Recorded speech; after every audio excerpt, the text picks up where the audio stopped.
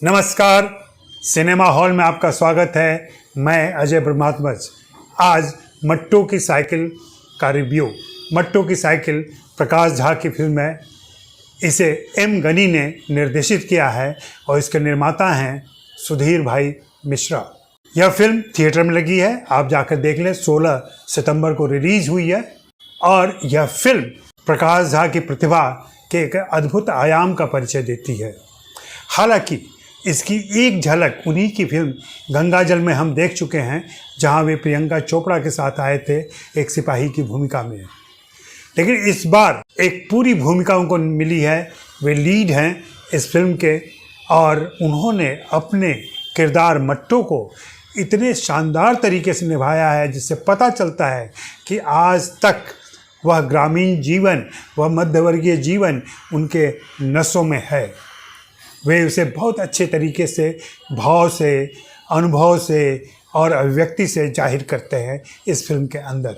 मट्टू की साइकिल उस संरचना की फिल्म है जो पैरेलल सिनेमा के दौर में बनती थी और स्वयं प्रकाश झा ने दामुल के साथ वहाँ शुरुआत की थी और अपना एक निशान छोड़ा था। एक लंबे समय के बाद, बीच में बहुत सारी फिल्में निर्देशित करने के बाद, लिखने के बाद, उन्होंने एक्टिंग की तरफ भी ध्यान दिया है और यहाँ वे सफल रहे हैं, ऐसा मैं कह सकता हूँ। प्रकाश झा बहुमुखी प्रतिभा के धनी व्यक्ति हैं।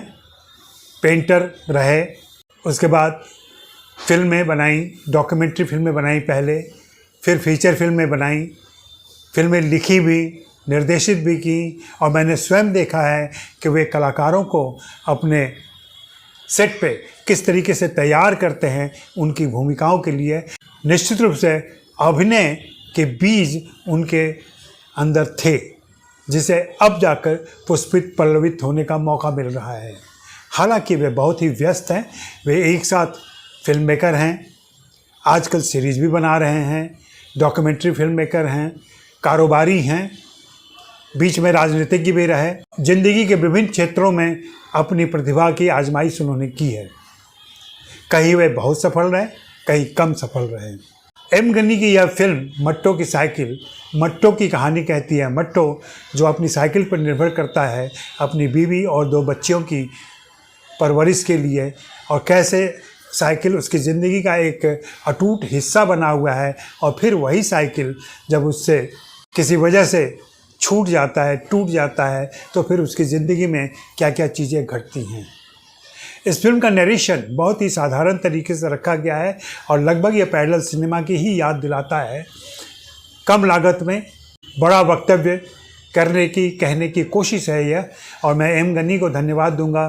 साथ ही उनके लेखक पुलकित फिलिप को भी धन्यवाद दूंगा कि उन्होंने इस कहानी को दर्द और वेदना में घुसाने के बजाय एक संवेदनशील कहानी कही है, जो संवेदना जगाती है, उस मट्टू के प्रति हमारी भावनाएं जगाती है और एक सहानुभूति भी अर्जित करती है।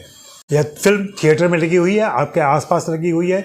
आप जाकर ज़रूर देखें और उस प्रकाश झा को देखें जिन्होंने अभी तक आपका फिल्मों के ज़रिए, वेब सीरीज़ के ज़रिए, डॉक्यूमेंट्री के ज़रिए मनोरंजन भी किया, जानकारी भी दी और आपको प्रेरित करते रहे। मैं स्वयं भाई जी को इस बात के लिए बधाई देता हूँ कि उन्होंने देर से ही सही अपनी प्रतिभा का एक नया रूप हमारे सामने रखा है और मैं चाहूँगा कि वे लगातार फिल्में करते रहें।